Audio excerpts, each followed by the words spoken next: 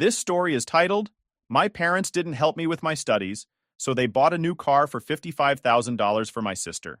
And then, when I became successful, they came to lend money for her wedding, after they didn't help me. Hey everyone, before we jump into today's video, big news! I've launched a new Reddit channel. This time, the background isn't Minecraft. It's Subway Surfers in a Christmas theme to match the season. Check it out, subscribe, and join the fun. Links in the description. See you there. Now let's start the video. I thought my family was all right. Not great, not terrible. Just average, you know? Growing up, my parents, Linda and Mark, didn't spoil us, but they weren't cruel either. Or at least, that's what I thought. Things were manageable. We had food on the table, clothes that fit, and the occasional vacation to somewhere like a local lake or campground.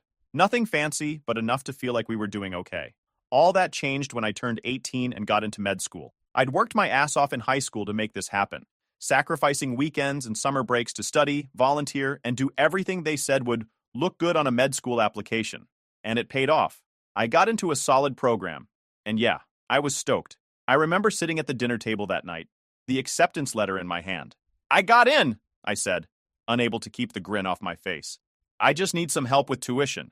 I'll pay you guys back once I'm working. Promise. Dad didn't even look up from his plate.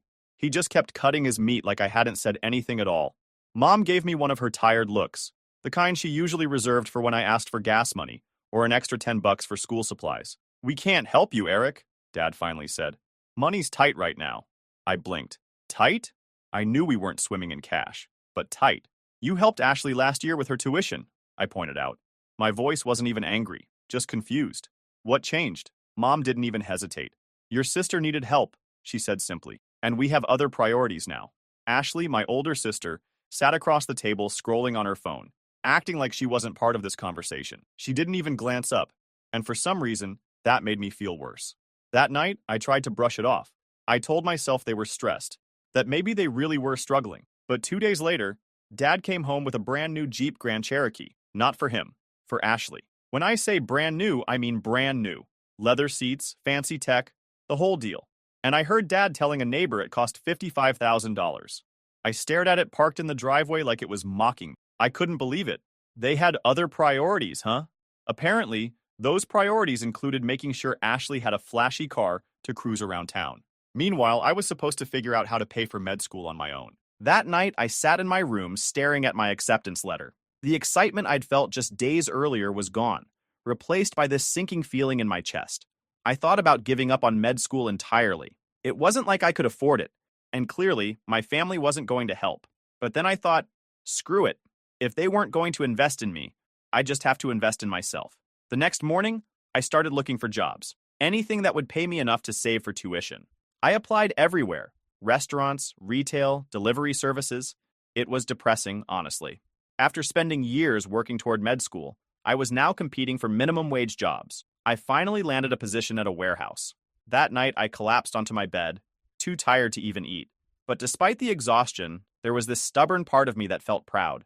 I was doing it. I was taking care of myself, even if it sucked. What got under my skin was the way my parents acted like Ashley's success was a given, while I was just some afterthought. You're learning the value of hard work, Dad said one evening when I came home covered in dust and sweat. Hard work? I wanted to yell. I was breaking my back every day while Ashley was handed everything on a silver platter. But I didn't say anything. What was the point? One night, as I sat in my room doing homework, I heard Dad talking on the phone in the other room. He was bragging about Ashley's Jeep to someone, going on about how she deserved it for being so responsible. I slammed my textbook shut and left the house for a walk, needing to cool down. Responsible? Ashley didn't even have a part-time job. She was coasting through life, and they were rewarding her for it. Meanwhile, I was out here working like crazy, and all I got was silence. But that silence taught me something. I didn't need their validation. I didn't need their money either. All I needed was to keep my head down and get through this. Looking back, that realization was the turning point. It didn't make things easier, but it gave me a sense of purpose. If they didn't think I was worth it, fine. I'd prove them wrong. Getting into med school felt like the big win I'd been chasing for years. But the reality of how I'd get there hit me like a brick the minute I stepped into the warehouse for my first full shift. Let me tell you, if you've never spent 10 hours lugging boxes, sweating through your clothes, and dodging forklifts, you're not missing much. It wasn't glamorous, it wasn't even decent, but it was a job, and it paid enough for me to scrape by while saving for school. The warehouse was this huge, loud space filled with rows of shelving that seemed to stretch forever. The air always felt thick with dust, and the fluorescent lights overhead buzzed nonstop. The work was grueling. I spent most of my day unloading delivery trucks and stacking boxes that sometimes weighed more than I did. My first week, I thought my arms were going to fall off. By the end of each shift, my hands were raw, my legs felt like jelly, and my back. Don't even get me started on my back. It was the kind of pain that didn't go away after a hot shower or a night's sleep. It just stayed, like a constant reminder of how hard I was pushing myself. And the warehouse wasn't just physically draining, it was mentally exhausting too. The managers barked orders all day, always watching, ready to pounce if you were even a little slow. I'd hear stuff like, "Pick up the pace, Eric. Those boxes aren't going to move themselves," on repeat. Some days I wondered if they even saw us as people or just machines they could yell at to get more work done. Still, I didn't complain. I couldn't. I needed that paycheck to cover my tuition and basic expenses. Complaining wouldn't make the boxes any lighter or the shifts any shorter. What made it worse was going home after a long day with my shoes coated in dirt and my muscles screaming for a break, and seeing Ashley in her usual spot, lounging on the couch or scrolling on her phone in the kitchen, completely unbothered. Mom and Dad? They acted like everything was normal, like me busting my ass in a warehouse was just part of the natural order of things. "You're doing good, Eric," Dad said one evening, not even looking up from his TV. "Hard work builds character." Character. Yeah, okay. Meanwhile, Ashley was upstairs snapping selfies in designer clothes and talking about her weekend plans. It felt like a slap in the face every single day, but I didn't say anything.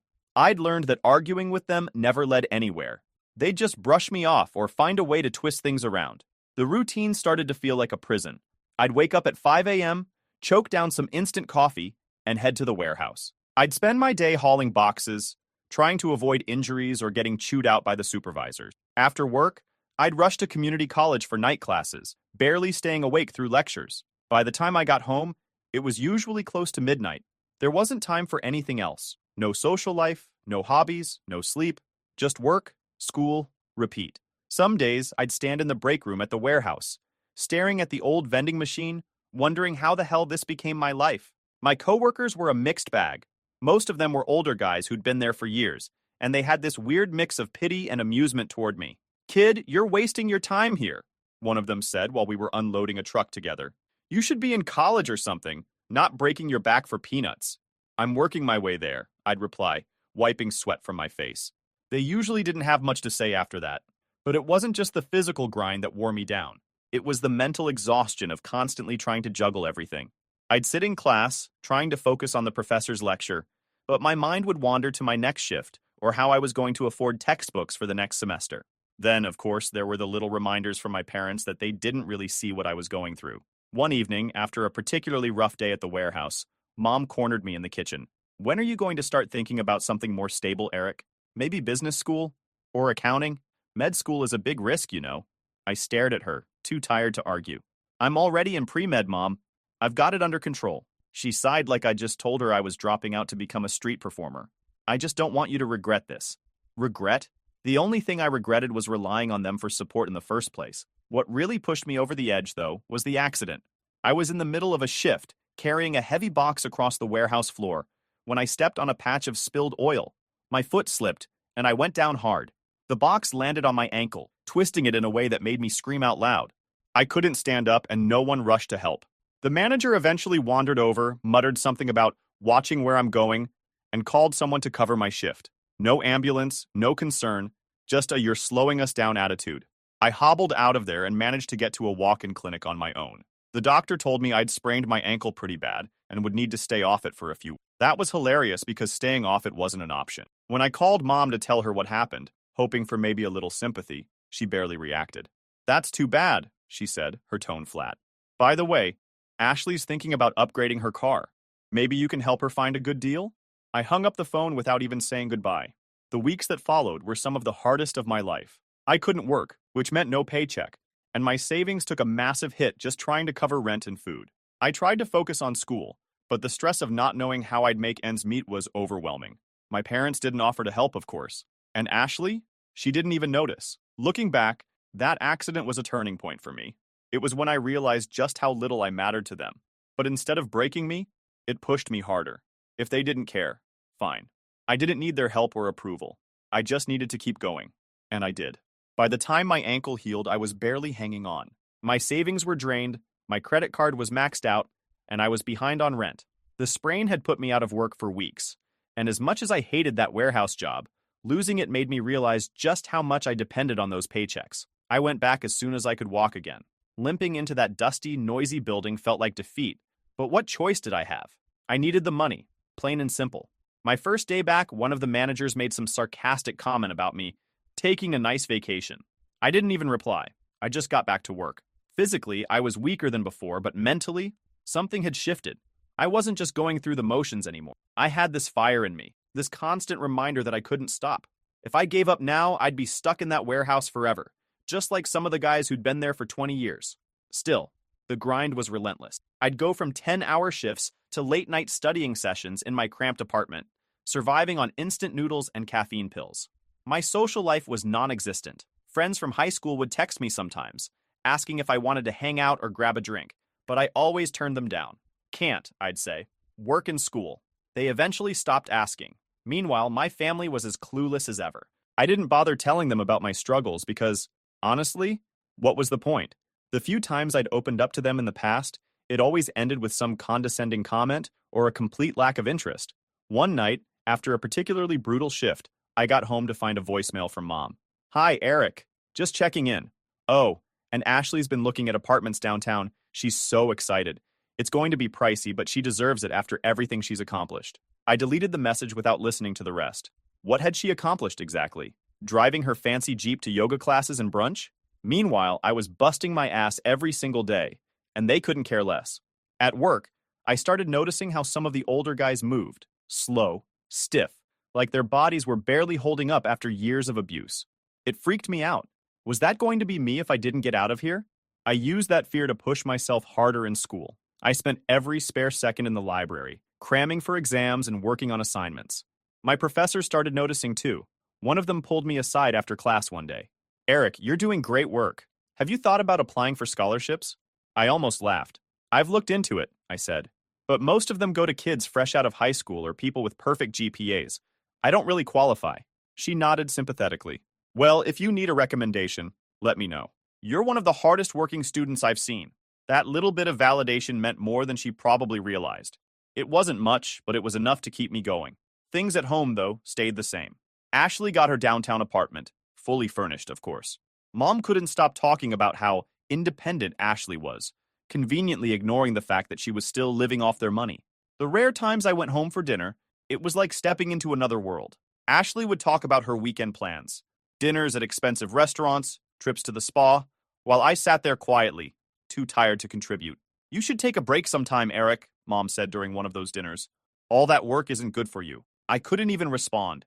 The irony of her telling me to take a break while they funded Ashley's vacations was too much. But the silence wasn't just at home. It was everywhere. My phone rarely buzzed, my social media was dead, and I barely spoke to anyone outside of work or school. It was lonely, sure, but I didn't have the energy for anything else. Over the next few months, I slowly started to rebuild. My grades improved, and I managed to save up a little money, though it was nowhere near enough for med school. My life was far from perfect, but I was making progress, and that was enough to keep me going. Then, out of nowhere, I got a call from Dad. "Hey, Eric," he said, his tone casual. "How's school?" It caught me off guard. He never called just to check in. It's fine," I said cautiously. "Why?" "Well, your mom and I were talking, and we were wondering if you'd be able to help Ashley out with something." I clenched my jaw. Of course, this wasn't about me. It was never about me. "What does she need?" "She's thinking about getting some new furniture for her apartment," he said. "Maybe you could pitch in a little.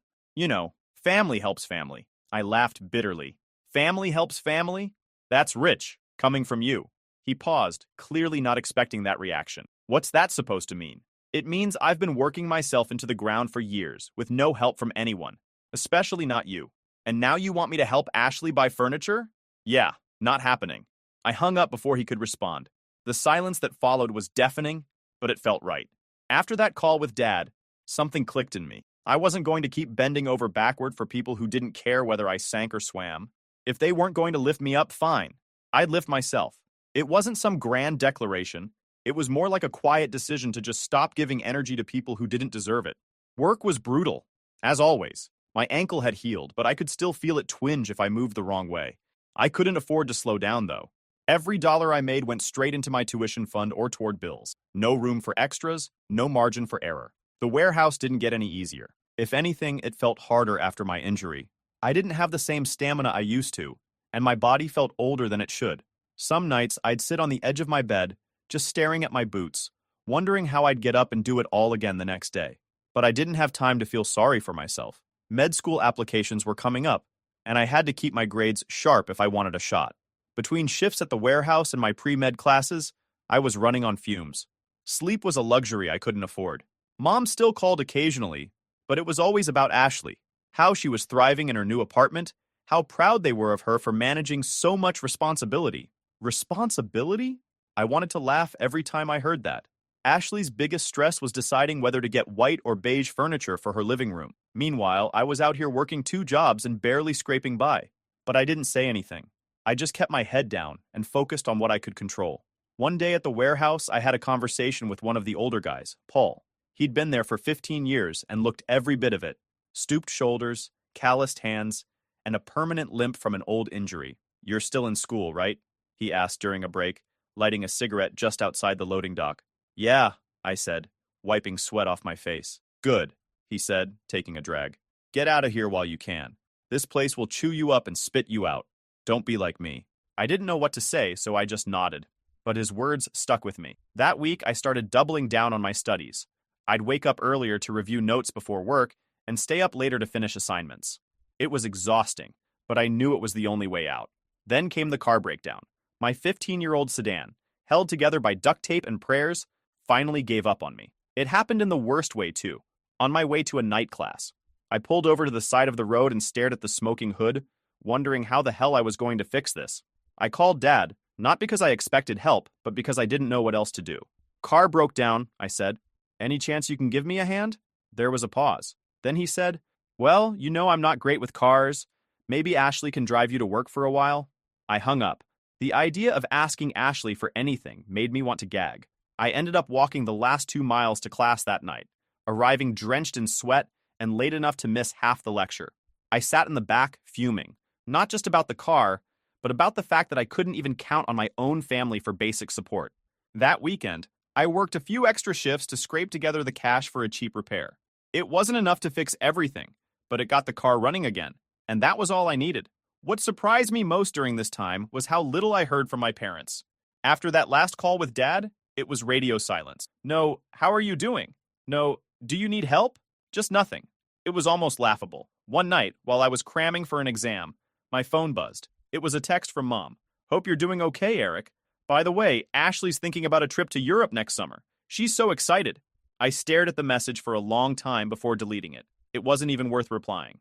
Despite everything, I kept pushing forward.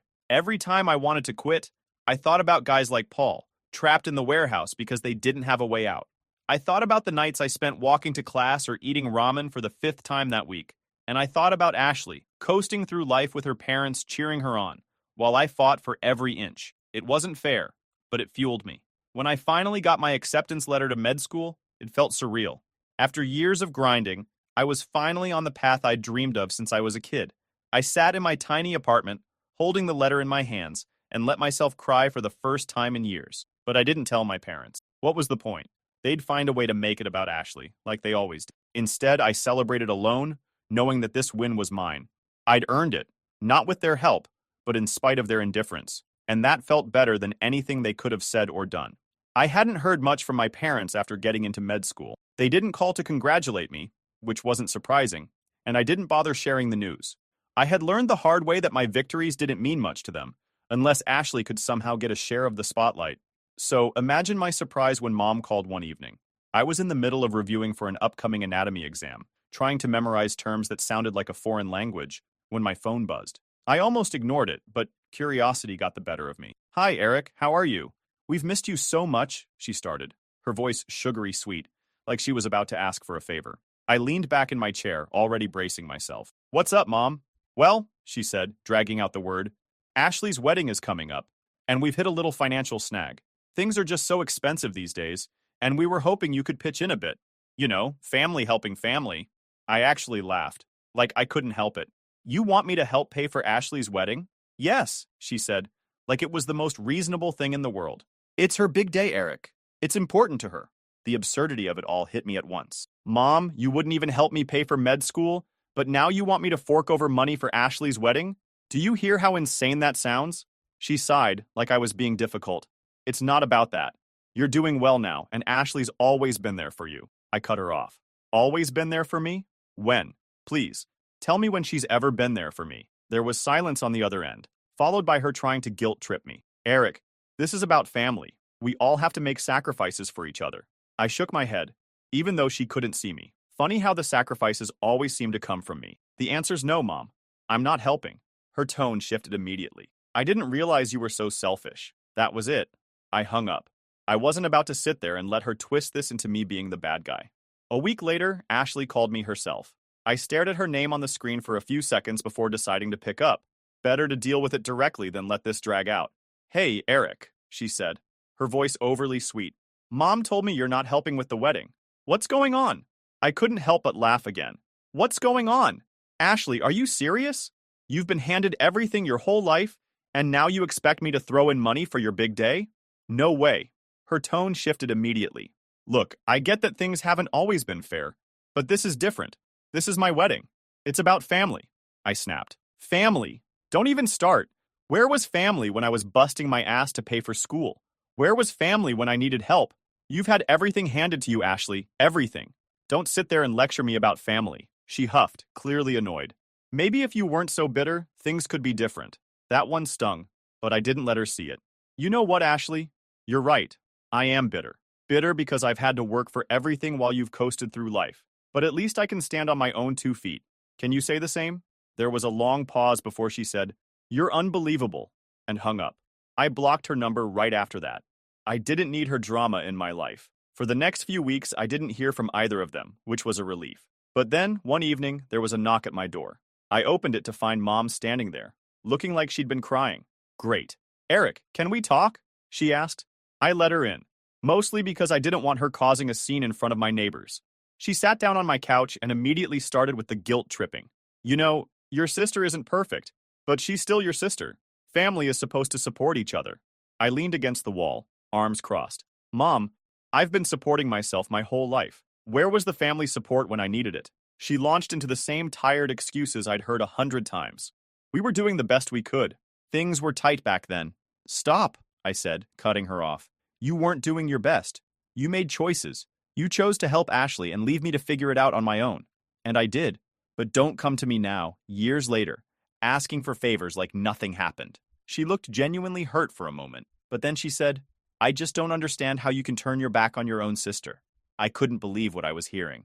I'm not turning my back on her. I'm setting boundaries. There's a difference. And honestly, it's about time someone in this family did. She didn't stay much longer after that. When she left, I felt a mix of emotion. Relief that I stood my ground, but also anger that she still didn't get it. A few weeks later, I saw a picture of Ashley's wedding on social media. It was everything you'd expect. Extravagant venue, designer dress, the whole 9 yards. The caption read, Wish you could have been there, Eric. Still love you, though. I didn't respond. I didn't need to. For once, I felt like I was finally putting myself first, and it felt damn good. After Ashley's wedding came and went, the silence from my family was deafening. It wasn't the kind of silence where you wonder if something's wrong. It was the kind where you finally feel some peace.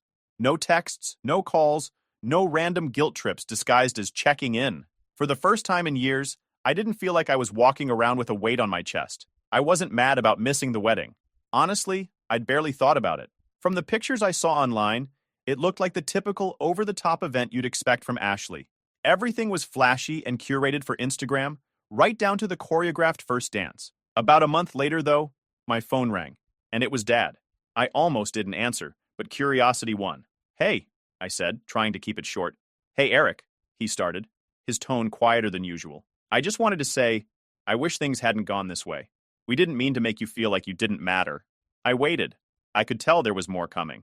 But, he continued, your sister needed us, and we did what we thought was best at the time. There it was, the same excuse I'd heard 1,000 times. I sighed, not even angry anymore, just exhausted. Dad, I don't hate you. Or Mom. Or even Ashley. but I can't pretend like nothing happened. You made your choices, and I've made mine. He was quiet for a few seconds, then said, I get it. I really do. I just hope one day we can all be close again. Maybe, I replied. But it's going to take time. We hung up after that, and I realized something. For the first time, I didn't feel like I needed their approval. I wasn't chasing their validation anymore. I wasn't trying to prove anything. I'd built my life without them, and I was proud of that. Over the next few months, I focused on med school. It wasn't easy, it never had been, but it felt different now. I wasn't carrying the same bitterness I used to. I was just doing my thing, working hard, and letting everything else fall away. Ashley didn't reach out again after the wedding, and I was fine with that. Every now and then, I'd see her posts pop up on social media, pictures from some tropical vacation or a new designer bag she'd just bought. It didn't sting the way it used to. Instead, it felt more like watching a stranger's life unfold. Mom eventually tried to reach out too, but her attempts were half-hearted. A random text here or there, usually something like, "Hope you're doing well," or "We miss you." I'd reply with a polite, "Thanks, I'm good." But that was the extent of it. I wasn't ready to reopen those doors, and I wasn't sure if I ever would be. The truth is, I didn't need their involvement in my life to feel whole anymore. I had my own goals, my own successes, and my own sense of self-worth. Sure, it hurt that my family had let me down so many times, but I wasn't going to let that define me. One day, while I was on a quick lunch break, I got a text from a number I didn't recognize. It was Ashley. The message read, "Hey, Eric. I know things have been weird, but I just want you to know I'm proud of everything you've accomplished. Hope we can talk someday." I stared at the message for a while, unsure how to feel. Was she being genuine? Or was this another attempt to smooth things over without actually addressing the problem? In the end, I didn't reply. Not because I was angry, but because I didn't feel like it was my responsibility to fix what they'd broken. If she really wanted to reconnect, she'd have to show it through actions, not just words. A few weeks later, I was at a coffee shop near campus, reviewing notes for an upcoming test, when I ran into one of my old co-workers from the warehouse, Paul, the guy who'd told me not to get stuck there like he had. "Eric," he said, squinting at me like he couldn't believe it. "That you?" "Hey, Paul," I said, smiling. He pulled up a chair and we started catching up. I told him about med school, and he told me he'd finally retired from the warehouse. "Couldn't do it anymore," he said, shaking his head. "My back's shot, and my knees are worse." I felt a pang of sadness for him, but also gratitude for the path I'd taken. "You were right, you know," I said, "about getting out while I could. I'm glad I listened." He grinned. "Good. You deserve better than that place, kid." As I walked home that evening, I thought about how far I'd come, from the kid struggling to keep up with shifts and night classes to someone who was finally living his dream. It hadn't been easy, and it hadn't been fair, but I'd made it. And for the first time, I realized I didn't just survive despite my family's neglect. I thrived because I refused to let it hold me back. That was my victory, and it was enough.